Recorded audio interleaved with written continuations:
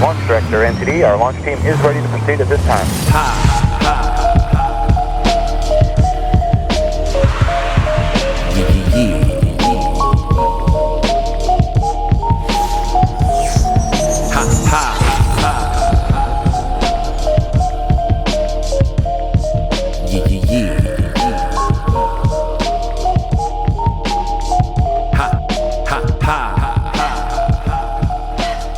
Welcome back. JMC is in full effect. My name is Felix C. Arroyo. I am the host of the Journeyman Chronicles podcast, and you are here for episode 60. I know you are. Welcome back. Let's keep this thing moving. Okay, the season is beautiful right now. Spring is in full effect. My seasonal allergies are gone. It's done. Okay, I might have maybe just a little traffic in the respiratory area, but I can just, quickly take care of that, as opposed to 2 weeks ago. My God, I was shut down. Yo. But it's good. It's cool. I keep it moving, as they say. Okay? And nonetheless, we keep it moving right here. I hope you all been staying busy and beautiful and staying vibrant and doing yard work and getting your mulch thrown down. You know what I'm saying? Killing the weeds, cutting that grass at a nice 3-4 inch height, maybe 4 to 5, depending on your vice. You know what I mean? I know some of y'all may not know what I'm talking about, but when you get to a certain age, you just get in the yard work. Fuck, did I just say that? It doesn't really matter, because we're going on to episode 60. And this week, I've been talking to somebody. Check it out. Y'all know the brown skin girl logo. I was talking to Keisha Finnie. This is her shit. I bought this about 8 months ago. It's the brown skin girl dad hat. And there's different styles. And there's also different types of merch. You got to get on the website right here. Where we at? Beep, beep, beep, beep. Check it out. Okay? Because Lank City has all of her vibrant artwork all over it. And you got to check her out on Instagram. And you got to check her out on Facebook. You got to check her website out. She's making moves. People know who this woman is. And if you don't, you've been sleeping under a rock. I got to finally chop it up with her. It took some time. She's busy. But we made it happen. She stopped by. We had a great conversation about not only artwork, but, life with her family, life with her friends in artwork, how busy she is, how she tries to make shit at work. And sometimes it's not that easy. We talk about her health issues. She's dealing with some health issues that make, the pursuit for her career, it kind of makes it hard. And we laugh. We talked about some deep shit and some funny shit and some great shit. And you know what? I curse on this podcast. How about that? So if you don't like that, sorry for you. But it makes me feel comfortable to curse. And we definitely got into some dope shit, and we definitely probably cursed a time or two. Anyway, let's get right into it. This is episode 60. Keisha Finnie, brown skin girl. Let's go.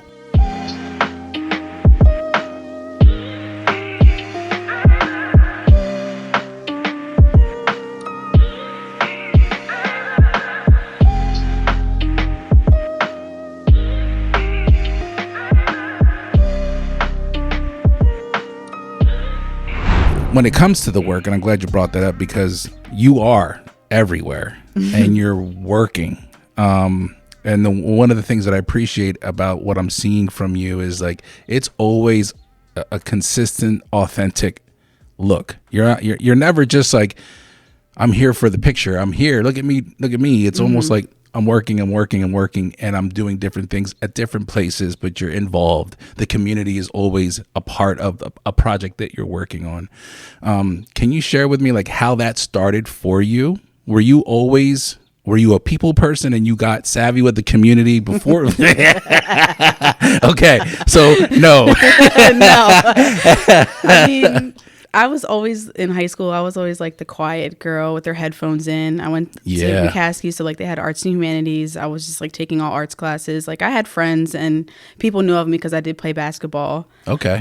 So like I was just always quiet, I guess, and didn't really, it was hard for me to open up. And I like learning now, I was like after going through therapy and all those things, like I realized it was just a lot of me being in my own head a lot of the times.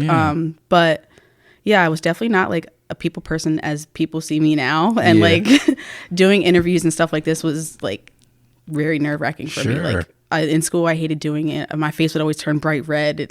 Sometimes I still get really nervous. I just had to do a speech down at the Wear Center for International Women's Day, and I was sweating the whole time. Yeah, that makes sense. On the stage, I was just that's still not my thing, and I'm still getting used to that. But I always told myself I'm doing it for the sake of my art. Yeah. So and that's kind of always what pushed me. It's also breaking out of your bubble is healthy, even though it can be frightening, because I'm the same way. I'm introvert to the umpteenth degree. If you don't see me, I'm usually in my room. Yeah. And there's times where my wife is she wants to go out, and I'm I really was just hoping to just sit right there, and just glue my eyes to the TV. But I've always appreciated when I see other people who can understand that approach on life, where it's just nah, really, I just keep to myself. I totally said I was going to make that easier for you, and I totally did. It's okay. I can maneuver it.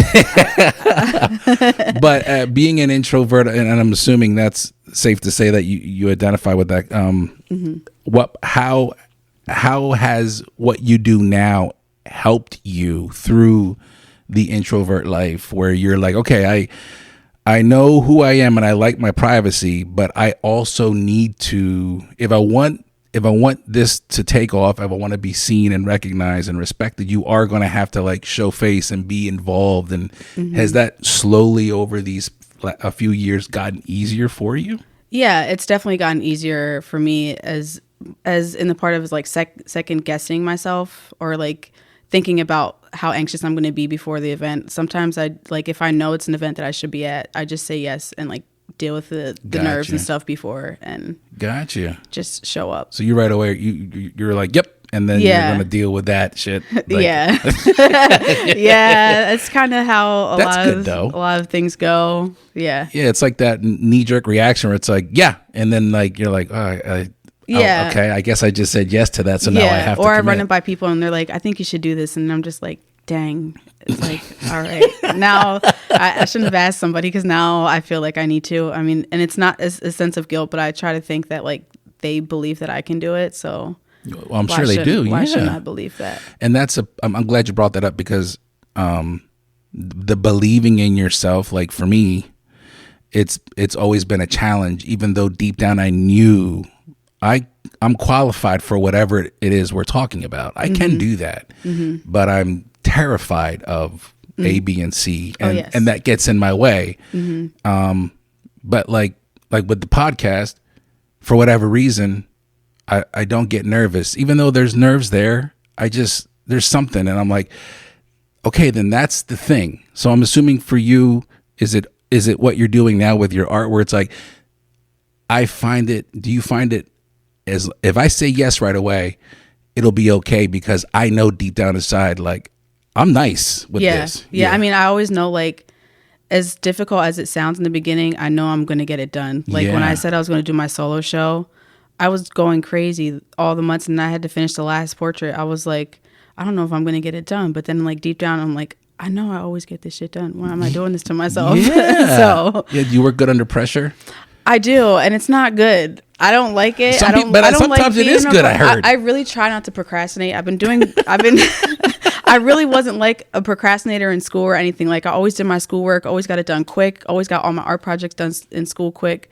But I feel the aspect of running the business and everything, as well as being an artist, I kind of got it down to a science where I can work fast if I want to. I just work more comfortably when I'm working at my own pace. Yeah. So it's sometimes I don't feel like painting, or I'm not in the mindset, and I just don't do it, or I just sit there and look at something for hours and don't pick up the brush when I should. Yeah. So I'm just I could have had this done a while ago if I would just keep doing it, but people don't see that part. They just see the finished product and they're wow, you're doing a lot. I'm yeah, but you don't see me going crazy. And that's good to hear. Nobody has to see that part. Some people do, my close friends, and I feel bad for taking it out on them sometimes, but I'm thankful that they understand my craziness. I think having a good crew of people around you, your tribe, I think like you have to keep certain people, like you have to put certain people in that bubble because you are going to show them all sides. Like you're going to be vulnerable as fuck in front of them. Yeah, and I hate that. Yeah, well, yeah, but they got as an introvert. It's not something that I love doing either. So even with the people that you're very close to, that's difficult for you. It is. Yeah. I'm working at it, but it just depends on the person, I think, and I feel like that has to go with like childhood trauma, and that's a whole different conversation of like different aspects of relationships and things like that. Gotcha. But yeah, I feel like there's definitely, I have friends that I can talk to about certain things that are like, I can really be myself and open up to them. So are you constantly playing the game of like, I'm not going to divulge everything to this person. I have to keep some things to myself because of the fear of exposing yourself, like being vulnerable. Yeah. Like sometimes I catch myself doing that with people that I probably shouldn't in my life because they're the most beneficial people that I need. Yeah. Nail on. And it's like, this shouldn't be that hard with the people that I love. Yeah. You know? But I'm going to therapy. I'm working on it. That's good. That's cool. That's cool. How long have you been going to therapy? I think I started going maybe when I was like 26, 27. That's awesome. Yeah. It was probably the hardest decision, like just realizing that I needed help, but I knew I did. But then just like showing up, like going to my first appointment, driving there, it was just so nerve-wracking. And I was like, I didn't know how to get in there. I just felt nervous, but like I've known my therapist for a while now. So that's awesome. I did therapy and it was like 10 years ago. I went for almost a year. I was in the middle of a divorce and I was going through some things, and you're right. It's like you're driving. I drove all the way to Ephrata. Oh, that's too long. I would have been like, nah, I would have turned around. Now that I think about it, you're probably right. Because there was a lot of faking on the way there. Yeah. But yeah, it's like you have to show up. Like you have to make that commitment to yourself. And it's like, what would you be telling somebody else that you love if you saw them go? You'd be saying, okay, you got to do this. Well, then I got to fucking do it. But it's hard. It's hard. Like, it's hard to admit to yourself. Yeah. Yeah. And I feel like in my family aspects, none of my family has gone to therapy, and I feel like they all need it. Gotcha. So like, it's like me going to therapy and doing the work, but then still being around certain people and relationships in my life that I can't necessarily cut off, but it's like setting boundaries, which I didn't have growing up. So I'm learning a lot about boundaries, and you're breaking a lot of generational, what are they called? I don't want to say generational curses, but generational habits, if you will. Like there are things that you're breaking and you're starting something new.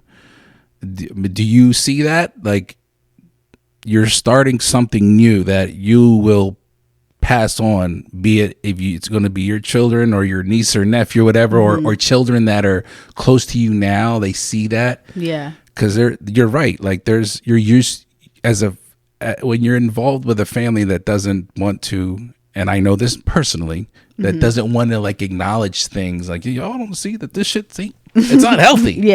And you decide to make that decision on yourselves. It's a very lonely feeling because you don't have a family that can.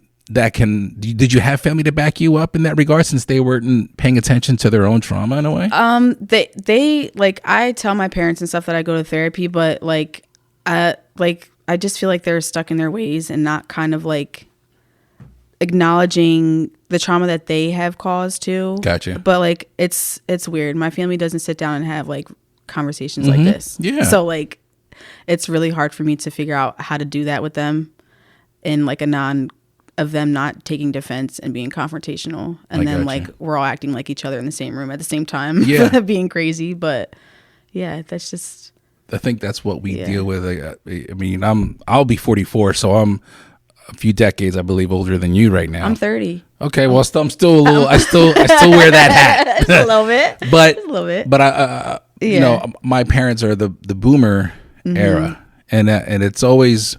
I feel like the generation now, the era now, is I don't want to say hyper focused, but there is a spotlight on mental health, and there's a lot more conversation where the era before it was very taboo. Yeah, like there's nothing wrong with you. Be quiet. Yeah, and I remember it was almost like you're not going to therapy. We don't do that. And so like I love that the conversation now, like even as small as this podcast and as much as you're sharing, it's still like leaps and bounds ahead of what our parents were doing at our age.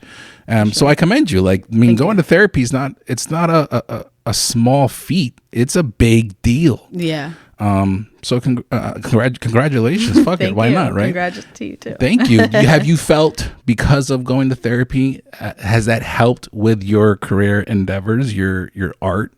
Yeah, I just had therapy yesterday. I was talking to my therapist about me being an artist and how like being a woman and learning about my emotions and how that kind of transfers into my art now. Well, as like when I first started making work, I wasn't in therapy in like 2017 when I made my like big piece called The Journey. Okay. So that was the piece at the time that had my most like feelings of my personal self into it. So like as time went on, I didn't realize me learning more about myself. It was easier for me to share that through my art too. Got you. So do you still do that? Are you still expressing yourself? Is it easier still through art? Even though you're going to therapy, are you able to talk more about it without doing the art, or is it always? Yeah, I feel like I'm definitely it's easier for me to talk more about my feelings and open up other than just my art. But I love having that release to be able to do that in my art too, so I can express myself in personal ways. Like I did a drawing the other day about like my stomach issues and things that I go through, and like I normally like wouldn't have done something that personal, but I feel like me evolving as an artist, people want to know more about who I am as Keisha Finnie and not just the art that they see around. So I think that's cool too, because especially what we have at our disposal with social media, it's easy to just slide with the here's my art, and I don't want to really dig in. But people do want to get to know who that person is, who's Keisha Finnie. And so when you mentioned your stomach problems, what do you mind talking about that? Or no, that's wrong. What exactly do you deal with? So I have gastroparesis, and it's a delaying of the emptying of the stomach. Okay. So I have to watch what I eat, and certain things don't sit right with me. And like in the beginning, I was getting sick in like 2011. Oh, wow. It was like right after high school, and I feel like a lot of it was me working at the hospital because I got a job at Lancaster General, like being a housekeeper. Oh, got you. So I was cleaning like heart rooms and things like that. But I did see a holistic doctor recently that kind of confirmed that like the chemicals and things were kind of probably what caused that. And then I also had to have my gallbladder removed of like in 2018. Okay. So it was like a combination of those issues, but it's been getting easier like as the years go on, as I'm learning different things that work for my stomach and different techniques or routines that kind of work for my body, because everyone that has this condition, it's all different. And so it's navigation for sure. Sure, absolutely. And you're changing that's a lifestyle change, I'm assuming. Yeah, it's hard. Yeah. It's so hard. Yeah. Like eating is not always enjoyable for me as you have it to is eat for certain everybody. things? Is that I why? do. Yeah. Like if I go out to eat, it's usually I go somewhere that I know that I've eaten something there before that I can eat. Yeah. But it's not fun. It's not a fun thing, but I'm hopeful that things will get better. When you couple that with your the angst and the stress and the anxiety. Oh, that doesn't help either. Oh my God. So when you have a show, and I like to get into it, the show at the Ware Center, the brown skin girl, yes. Forgive me. When you have that opening night, are you you're juggling a lot of things here. Yeah, my stomach was actually bothering me that whole week. So I'm glad the opening went well. Yeah. But yeah, it was great. And then we had the after party at a Concrete Rose. There you go. I drank probably more than I should have, and my stomach was feeling it the next day, but it was okay. So there's some things where you're like, I can make this work. Yeah. This is worth it. Yeah. Sometimes before, like, if I would do that, sometimes I would be down for a whole week straight. Oh, and really? It would really affect, like, when I was working jobs for other people and not myself, it was bad. Like, I almost lost a few jobs because of that. Yeah.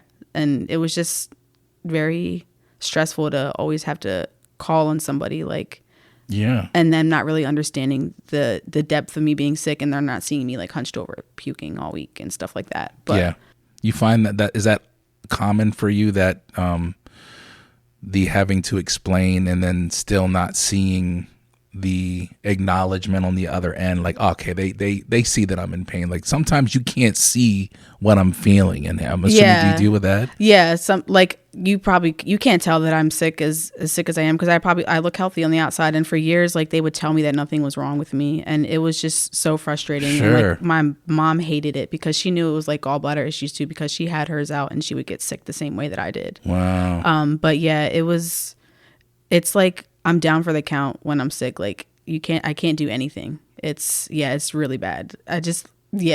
So that's a crippling, that can take over your schedule. That can take over. Oh, for sure. Yeah. I was saying in my post, I was working on a mural at the time, that I did over on Mary Street with the Friendship Park Gallery. That was the first one that I was working on, but I got sick that week that I was supposed to be working, and it took me out for a few days, and I couldn't even show up to help. Like, I tried to show up towards the end, but like that time that I was supposed to be there, it was totally interfered because of that. Gotcha. And then I also did another one with Shauna Yordi that was over on Locust Street, with the candles, and then Light Ministries. Yeah.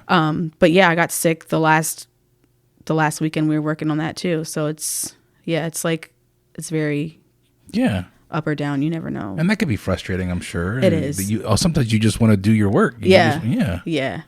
Well, I think the fact that you've been doing what you have been doing, like, you're right. Like, me looking at you, I can't see that. Yeah. And me seeing the work that you're doing, I can't tell, like, oh, well, you can tell she kind of slid a little bit on that. Like, I can't see that. So I commend you. Brown Skin Girl, the Wear Center. This is something that you just recently did. And the reason why I'm starting there is because, like I alluded to earlier, it's like I see you grinding and working, and you're networking. You got so many people that are surrounding you. Can you take me back to the beginning? Is that possible for you? Like, how of this journey of this? Well, the series, but more so like, you're always somewhere doing a mural. You've got your the Wear Center, the Brown Skin Girl exhibit. You got your pieces everywhere. Like, it just didn't happen like that for you. I'm sure it was. It did not. Yeah. So what was your first piece that you did on display? Can like you in the start public? Sure. Excuse me. Yeah. So this would probably be the beginning of the pandemic. Okay. Well, I did do a small kind of mural on the outside of Annex 24 Gallery that was on Walnut Street. It was a Black-owned gallery, and I was a resident artist there. But they didn't make it through the pandemic. But that was probably like a panel that was like 5 foot by 8 foot. Okay. And it was like where our space is now, I think, the vintage store, and they have like the panels outside right there. Yeah. So it was one of those. But then the biggest one that I did was the pandemic, the COVID murals. I applied for the call that they put out for the COVID murals. And I never did a mural that size before, and we had 10 days to do it. And wow. That was insane. But everybody was off of work, so we were all home, so we kind of had time to do it. But yeah, I never did anything like that before. And having to do that in 10 days. And my friend at the time, she was a CNA, so I was helping watch her son while she was at work, and like keep him at my house because COVID was really bad and nobody wanted to like contaminate their kids when they came home from work. So he was at my house, so I would paint in the night, and I was doing that all through the night for those 10 days. But yeah, that was the first mural that I did, and then shortly after, George Floyd was killed, and then we organized the mural downtown at PCAD, and like since that day, like my career has like changed. And there's a lot of activism in your art. Yeah. And one way or another, you are speaking about something that's important to you. Yeah. And I feel like the COVID mural, I guess kind of gave me that name as putting my art as activism. Okay. Because I never really did any work that I thought was activism before then. I mean, I paint a lot of Black women, so that in itself is activism. Sure. If you think about it, because it's not really seen in history. And like, I was just at the Philadelphia Museum of Art. I wasn't seeing any Black art in there. That's the only thing I was thinking about. Like, Wow. But yeah, so the COVID mural was the first one that I did, and then everything just started taking off from there. Were you always hip to that? Like, this is the art that I want to do? Or were you just like, I'm just doing what I love, and it just happened to be the activism work, there's the people of color being voiced and described through your artwork. Like, has that always been something that was on your mind or not? I feel like maybe subconsciously, and me not really knowing, because I wasn't in art school or anything like that. So I feel like you didn't do any art school? No, I didn't. I'm self-taught. Cool. Yeah, that's pretty cool. I took a class at PCAD Gotcha. in high school, because McCaskey has a dual enrollment program. Okay. Where you can take a college class and they would pay for it. Okay. So it was really cool. But the class that I actually took at PCAD was all black and white. You couldn't use any color. And all my stuff is really colorful now. Yeah. Was that challenging? It was. Yeah. It was. It was really challenging. I mean, I did good, of course, because like that's just how I am, how I'm wired. There you go. So black and white shades of it, or okay. It was like all monochromatic okay. class. You couldn't, like, we were making stuff like I had to make a portrait out of rocks of my face, and they were different shades of grays, and I like glued them onto a board. It was stuff like, it was like weird different stuff like that. So it was kind of cool. But before then, what was the question again? The work that you're doing, the activism, was that always a part of it, or with that you said it happened subconsciously? Yeah, I mean, I feel like as an artist, I always paint myself or women who look like me. Yeah. Just because I guess it's what I'm used to seeing, and I told you before, it's not really seen in the history books. I didn't learn about black artists or anything in school. Yeah. So I kind of wanted to like make that stamp in history, and I think you have. Yeah. I mean, I think the work that you're doing, I think it's fair to say that if people want you on board said project, that they know what they're getting. And that grind, and the reason why I wanted you to start from the beginning, because it's easy for people to just see like, look what you're doing. And it's like, yeah, but it takes time. Years. Yeah. It takes years. It takes commitment. It takes like sort of like, fuck this, I'm done. No, I'm not. Oh yeah, like, that was me 2 days ago. That's how I've been on social media for the last few days. I'm just like, I'm really tired. I just don't feel like doing it. And if I could stay off like the whole month of April would be great, but I have to promote this show that I'm doing. So yeah. How is the promoting, one of the things I appreciate, and I'm wholeheartedly being honest, because I empathize with this, or excuse me, sympathize with this, is that you will be vulnerable in your post, and like I don't know how to do this, I need help, whatever it is you're doing. Oh yeah. And it's like it took me a while to be that comfortable, but I feel like I have so many connections on there. Yeah. And even if I look stupid asking, I'm asking. I don't think you look stupid at all, though, because I think it would be foolish of you to act like you know what you're doing and you're constantly not getting the end result that you want. It's funny because I feel like I act like I know what I'm doing a lot, or people probably kind of perceive me that way, or think that I know it all. That's different. I get though. people saying that. That's different though. But yeah, I don't think you want to be like, I seriously don't know what I'm doing. For the sake of my art, I will ask any question that I need to. Yeah. I was about to say, so that journey of like doing shit on your own, the creative and the admin part, I have a hard time with that personally. Me too. Okay, great. Where I feel like I procrastinate a lot on the, like, I want to LLC my shit. I've tried it once and I'm like, I don't know what the fuck this is. Like, I'm sure I could if I stopped focusing on this and just dove in, because I can't multitask. Yeah. So yeah, I actually reached out to people on Facebook and I found a free link.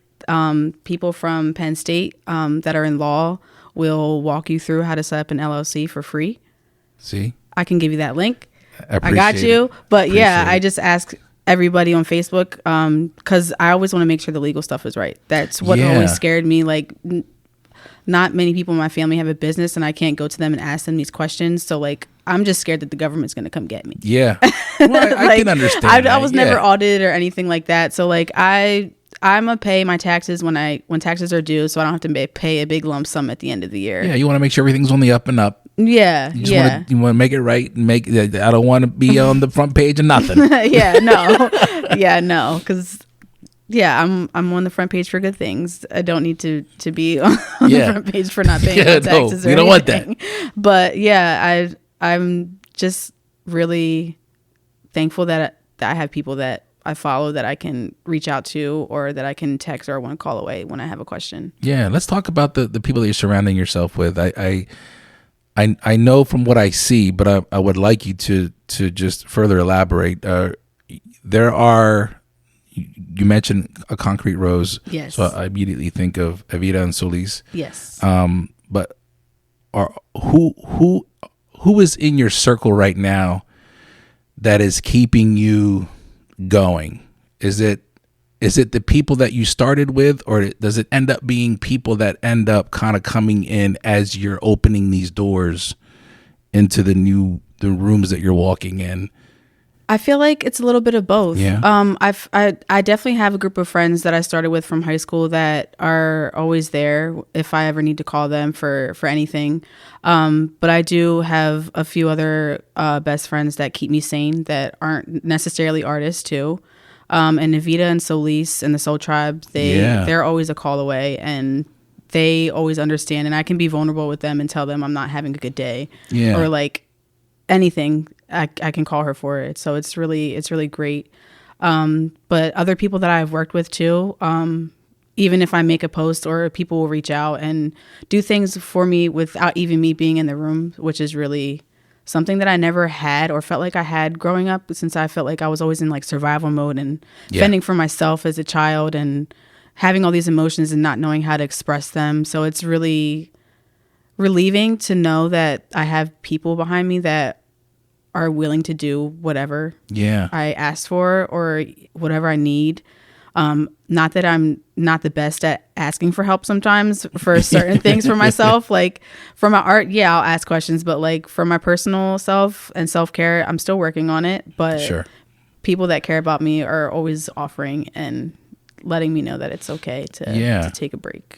Yeah, and I certainly wasn't name dropping. I wanted to make the point that it really doesn't matter who's doing what. One of the things I'm realizing is it doesn't matter who's doing what. Once you start allowing yourself to be vulnerable, A, but B, like putting yourself out there, you'll start seeing like there are genuinely good people, even though we only see this big image of them through social media, through television, through whatever. When you get to know them on a personal level, you can very well connect and bond with the right people that are doing big things. Yes, there's so many people doing great things in Lancaster, and my art has connected me to them like in all the kinds of ways. So like I'm super thankful for that too. Like the art community, that like my friends at SO, I've met so many people in the last 3 years that I probably don't even remember their names, and I feel so bad. Yeah, I know but what you like mean, though. People would just say hi to me, and I think it's really cool. Like when I'm out and about and I can know somebody walking down the street, because I've always been this introverted, quiet girl, so it's like, it's different for me, but it's very welcoming. Yeah. There's a lot of growth. Yeah. Have you noticed that about yourself? Do you reflect on like your personal growth when it comes to the shyness or the wanting to keep things close and then having to open yourself up? Oh yeah, for sure. I feel like now that I'm 30, I get emotional for so many things, and I would just hide it all the time. But now I just cry for no reason, and I'm not afraid to. There you go. But yeah, I've definitely been more okay with being human. There you go. Yeah, I think that's cool. I never heard it put that way, but I think it's okay being human and like accepting. Yeah, because I'm always this strong. I feel like I'm always have to be strong, and you feel it's harder for a woman of color. Oh yes. That has that you have to be strong, obviously, but then it's like I have to show everybody. Yeah, for sure. Yeah, it's definitely harder being a woman of color. I mean, even before I was working art full time, just even in the workplace and sometimes being the only colored person in the Yeah. room. And even now being an artist, sometimes I am the only colored person in these rooms when I go to these events. But I know that there's genuine people in the room, like you said. But yeah, it's still always something that like is the first thing that I think Sure. of. I think that's like, I've always felt like we are conditioned to think that way. Yeah. It's just in our body to be like, the first thing I'm thinking about is how many. Who I'm gonna sit with? Yeah. I'm gonna go sit with the black people. Like, I said, I don't Yeah. know this guy, but I know he's Puerto Rican, Right. so at least we can chop it up a little, But and that's like, it's like, I don't want to say it's a shame to just you think feel that like a way. more It's safe just space. yeah, and it's just like that's the way that we grew up. That's the way I grew up, and so when you see people like you immediately want to just have that connection. So I appreciate you saying that, because sometimes a lot of people think like that's not the right thing to talk about. And I'm like, I think we're shining a different light on it. Yeah, but it's not even in a bad way, I would say. Cause like I'm the most friendly person. I'll be friend anybody, and I try to be nice to people, like no matter what they look like or no matter who they are or what they do. Just I feel like me being an artist and growing up as that quiet girl in school, like I've always felt like I wasn't seen. So just saying hi to somebody could make like a big difference. Right. Yeah. Do you feel when you're saying I wasn't seen, you're being seen now? Yes. How do you handle that? Like what are you doing in your life? We talked about the lifestyle change, obviously, but is there anything else that you're doing? Is it always through your art? I noticed My henna. the henna. Yeah. Is that's always on there? Are you always doing that? I do henna tattoos as well. Okay. I'm not sure.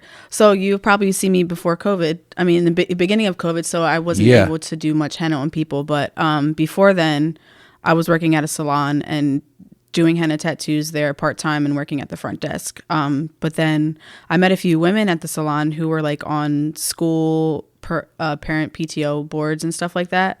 And they were wanting to hire me to come do their post proms for the kids. So like I would go do henna tattoos at like 3 a.m. So it was really cool. And then even McCaskey hired me back to come do it for them. But things been really weird since COVID. So like a lot of festivals they're kind of coming back, but I pick and choose which festivals I want to do now, just because I want to know if it's like going to get the right foot traffic. And in the beginning, I was doing everything that I could because, I'm trying to get my name out there and make money and quit my part-time job. Yeah. But now I'm thankful that I can pick and choose which things that I want to do and what I know is going to be a benefit.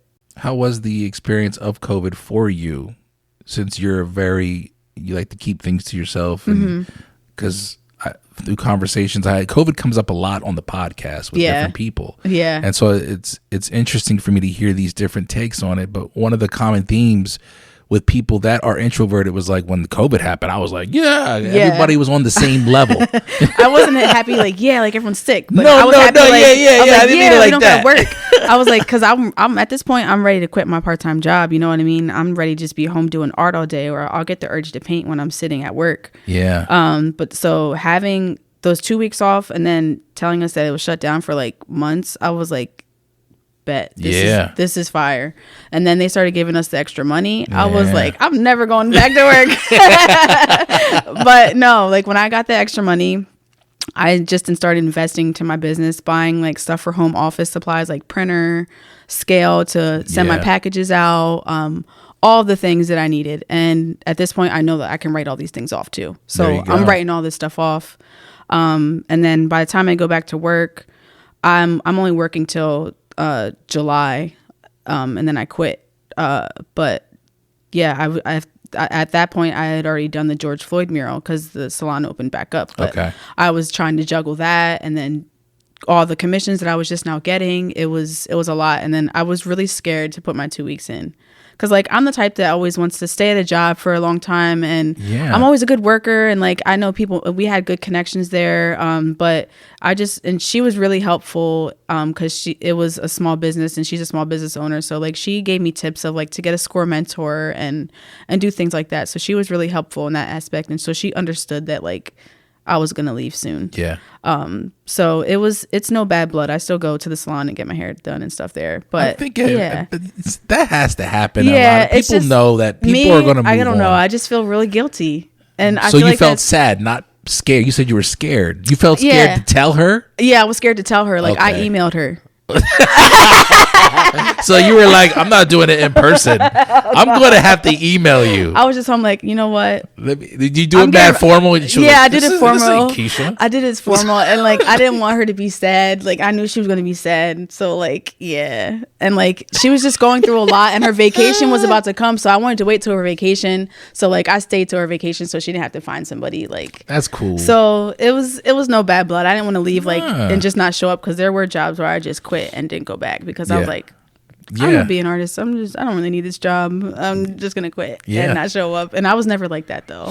But You can appreciate good people when you're Yeah. working, and sometimes it's like it's just business. But you know, thank you for your help. But I Yeah. gotta go. yeah.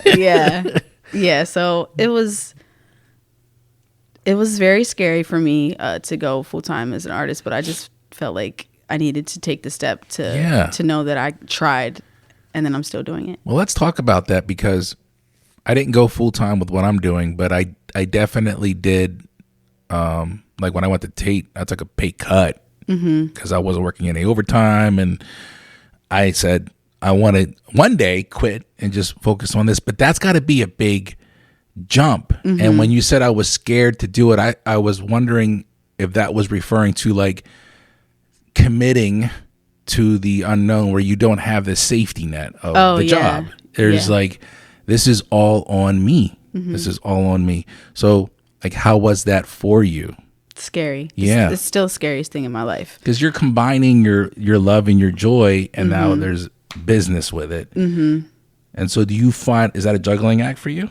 It is. Because some days like I'm just ready to quit the shit. Yeah.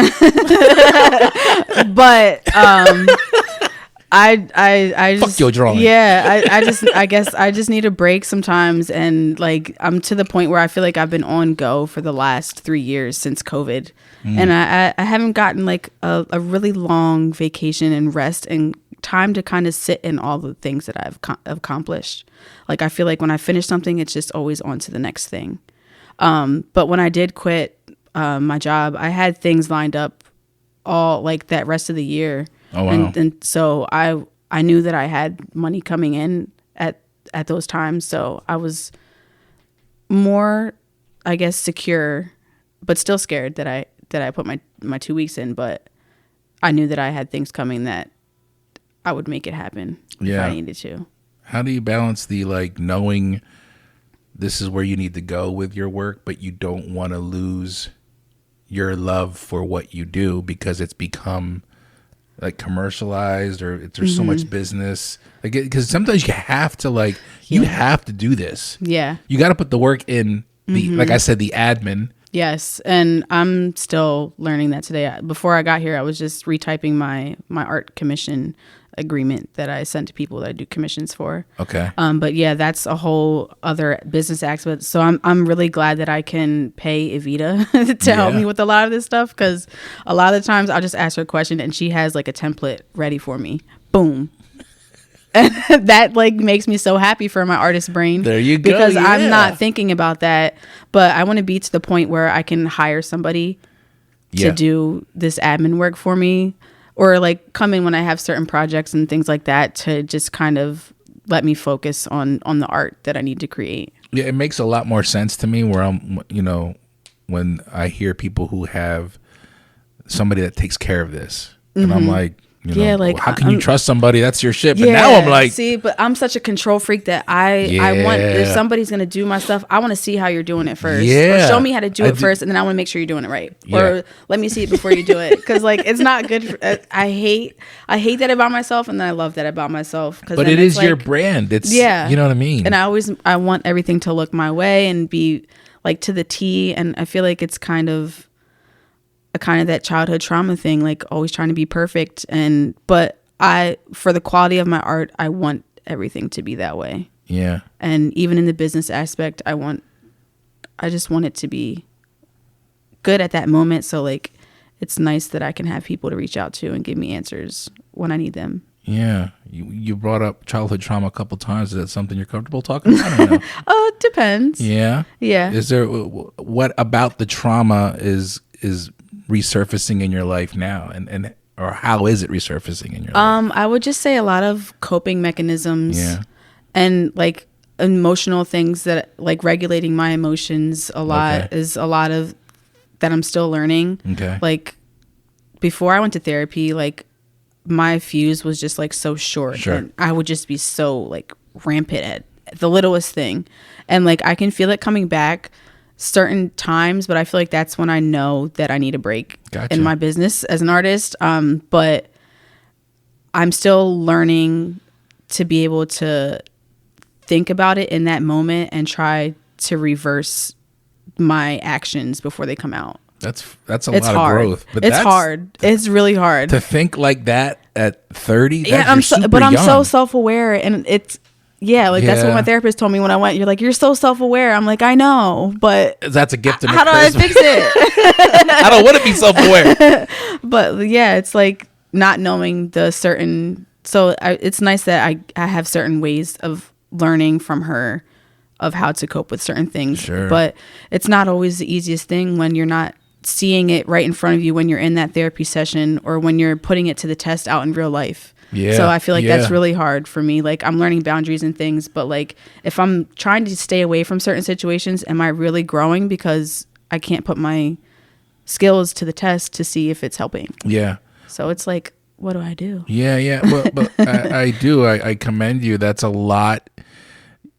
The way how you are self-aware is commendable, because you could be self-aware like, I have childhood trauma, that's my excuse, and then never really attempt to learn and grow, because there's a lot of things that I'm going through as I get older, and I'm like, wow, like I'm all of a sudden remembering things differently. Oh, that isn't what I thought it was. Right. That You don't think it's bad. And when you're a kid, you're like, damn, I really saw that shit. Yeah.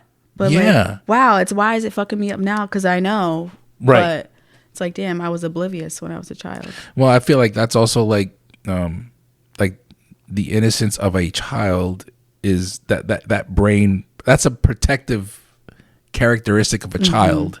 They're not going to remember things.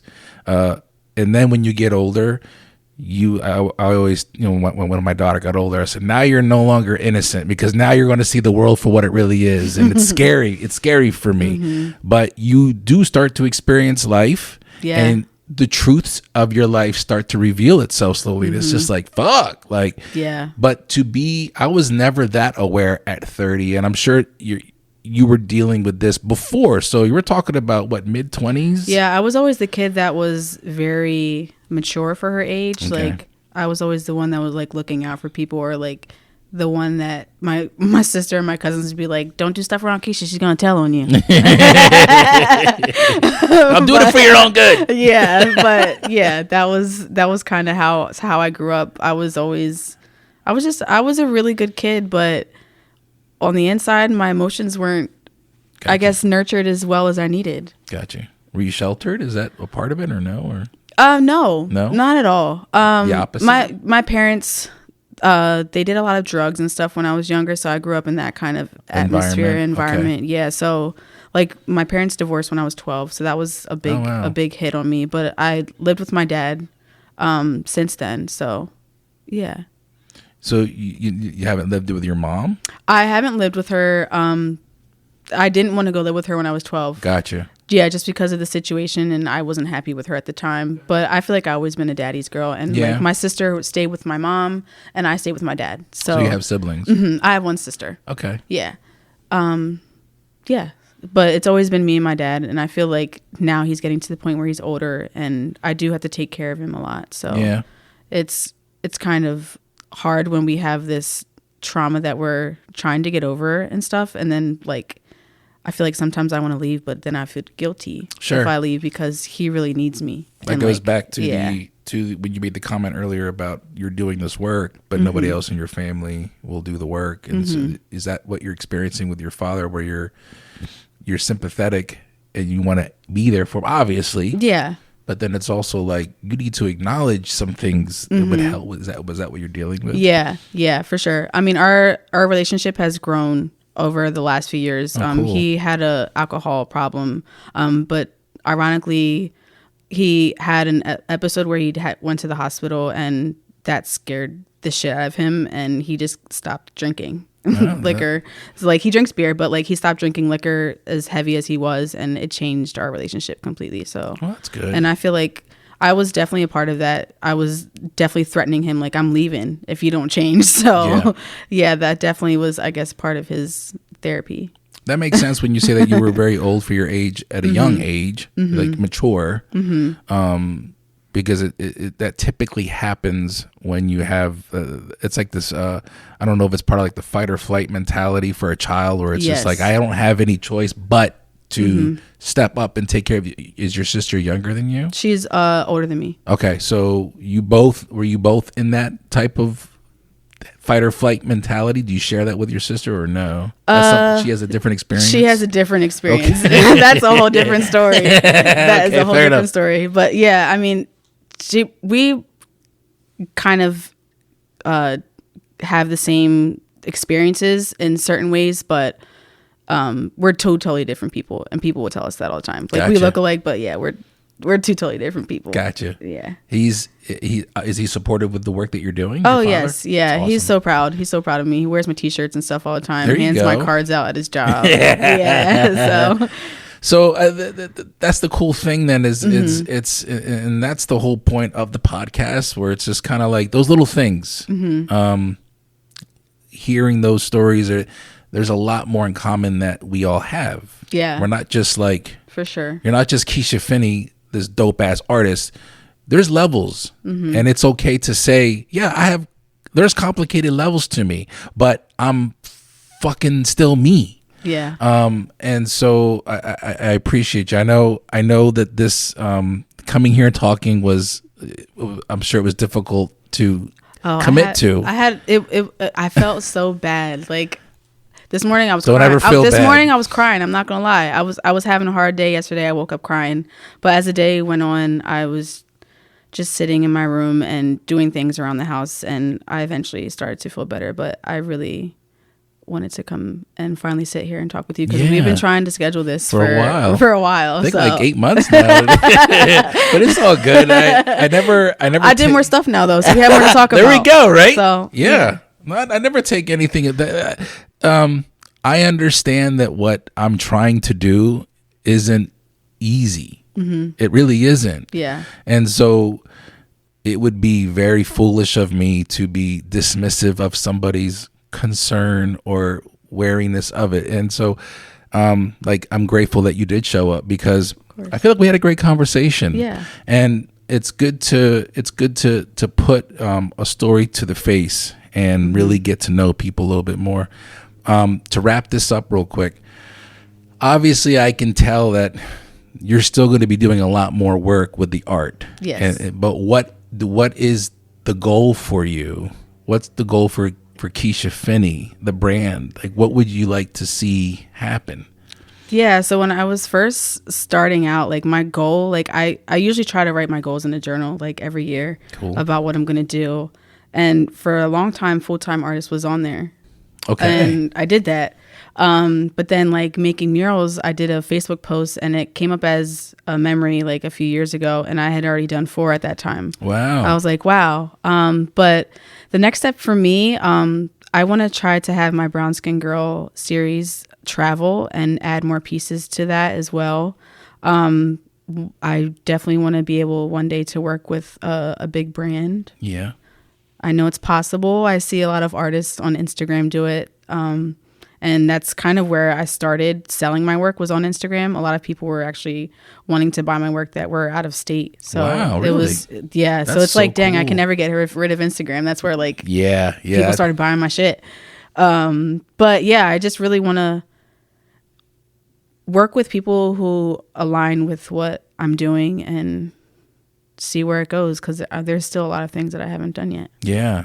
One of the things that I love is like being alive at this point in time. Not that not that I don't think you couldn't do this if you were born in the 50s or 60s and 70s, but what we have at our disposal and what you're able to do with it in the world that you work, the art that you're doing, there has to be hundreds of thousands of people at any given time coming across your artwork and checking it out. Do you ever get messages from people across the world, or do you ever get any type of interaction with people that you weren't expecting to get interaction from in regards to your work? Yeah, I would say I feel like a lot of times I feel like some people might, just a few days ago, this page on Instagram that it's called Young Black Artists, and they have like 100-something K followers, and I've been tagging them for years, and they finally reposted my stuff the other day. So things like that, and like little wins like that, it's like for artists, posts like that can mean everything, because you don't know who's going to come across that post out of all of those people, and just little things like that in the social media world, but even in the real world too, just being able to meet people that I probably have never met since COVID happened, and things have been so weird. They're like, oh, I follow you on Instagram. So all of those things are really cool. But you have to put the work in on your end too. You said you're tagging them. So it's little things like that you have to be hip to. Yeah. So working at my part-time job, I was taking social media classes because I was doing the social media for the salon too. So I was like, I'm going to kill two birds with one stone and use this for my own business too. There you go. So when I was making a post for them, I was also making a post for myself. But I just learned over the years that hashtags, tagging locations, like all these different things, which is kind of like a second nature in my mind. Okay. And I guess me being like a millennial, I can navigate that so fast. Yeah. TikTok is a different story. I'm still trying to go viral on there. But I don't really make videos of myself. YouTube shorts, rather. YouTube? I have way more success. Yeah. Yeah, I'm not in the YouTube world. I should make a probably, YouTube channel. Yeah, because they have YouTube shorts now. And it's just like, oh, okay, it's a whole other platform that you got to get hip to. Yeah. But for whatever reason, the algorithm there, it's like, yeah, reels are a big thing. Like I just started getting paid from my Facebook posts though. You go. From my business page, which is awesome. Like just the engagement, people commenting, liking my stuff. I get like $30 at the end of the month. And that's not much, but just people but the posting, fact that you finally got to that point. Yeah, people commenting on my stuff just gets me paid. That's nice. I think that's cool. I didn't even know that was, I didn't even know it was a thing. They'll email you if you get to like a certain, I guess, threshold. Certain upper echelon, as they say. I'm still trying to get to like 10K on Instagram, because then I can start charging people for like exclusive content, which is cool. Oh, okay. So then they could only see certain things, but you have to have 10. And I don't want to buy my followers. I want it to be organic. Yeah. That goes back to like the whole like, this is the world that we're in, and I know I got to make money, but I don't want to lose myself in it. Yeah. So I think you should keep doing what you're doing. The henna shit I think is super dope. I keep honestly thinking that that's permanent, but it's not. Your girls would like it. They will. They would. I guess that's you say. See, now it's over there. Now I gotta let them know. I'm gonna be at Lancaster Pride doing henna this year. I try to go every year. I was doing the Buchanan Festival. If you were around in Lancaster, have you been to that? Yeah, I grew up in Lancaster. Yeah, I don't know if that's coming back. But yeah, that was the first time I actually ever had a henna stand. Okay. Like outside at a festival. Is that therapeutic for you? It is. I like being able to. That's a very intimate experience where you're drawing on someone's hand. Yeah, I do baby bumps and all of those kinds of things too. But yeah, it's very nice to be able to switch from painting in that. Like if I don't feel like painting, I can still have this as like an outlet. Cool. So it's cool. Cool. And I just didn't want to pay somebody to do it. That's why I started. I think that's the. I was like, I could teach myself. I'm an artist. So that's one of my like. The biggest part about me is like I never want to just assume that it's going to be easy and I can do it, but more so like I know it's not, but I can't fathom that I'll just sit here and let somebody do it and I'll pay them. Like what I used to do is like you just told me, somebody needs to fix something in the house. All right, so then I would watch them. Oh, that's not that hard. I'll go get that tool next time. I'll take care of it myself. So it's like, learning the visual. It's a visual learner. That's how I am. Yeah, for sure. Because I watch so many videos. But I'm a control freak too, so that's a part of it, though. Yeah, it's like I want to know how things work. Yeah. Yeah. Because I don't want nobody trying to screw anything. And plus, I know how I like it. Yeah. Yes. Yeah, I'm glad I'm not the only one, and I'm not crazy. Oh no, trust me. There's times where I'm like, one day I really am going to need a team, because that's where I want to go. Mm-hmm. But that's going to be hard, and I'll probably end up losing people. They're going to be like, this man's crazy. This motherfucker is but I like you ain't doing it the way I do it. But I guess there's genuine people that love you for you and will be okay. And like you're like, oh, he's just in his bag. He's having a moment. He just needs his energy drink. Or like my favorite meme that I saw was like, I'm gonna bitch and cry about it, but I'm gonna get it done still. There you go. Yeah. So yeah, I like that one. All right. Well, great. Well, this was an awesome conversation. How do you feel now? Better. Yeah. I'm glad I came. There you go. Well, I'm glad you came too, Keisha. Yes. Thank you very much. Thank you. This is it. All done. We did it. Hey, thank you all for watching. Keisha Finnie, thank you for finally coming down and sitting with the journeyman. I appreciate it. And this episode is finally in the books, episode 60. Like I said, check out the website, Keisha Finnie. Check her out, support her, go to her art shows, hit her up, follow her on social media, and embrace the culture that is locally based. I'm grateful that I get to meet cool people, and I'm going to continue to push this podcast as far as I can. And that's the name of the game. That's the goal. And I'm not apologizing to anybody for that. So anyway, I don't know why I said that. I had the need to fucking vent. God damn it. Sometimes you just got to proclaim shit. And I'm proclaiming it. JMC nationwide. Y'all better jump on board now, because this freight train will move quickly. If you're not holding on, you might just fall off. Anyway, my name is Felix C. Arroyo. Remember, maintain focus and stay continuous through all 4 seasons. These are the Journeyman Chronicles. Y'all be safe.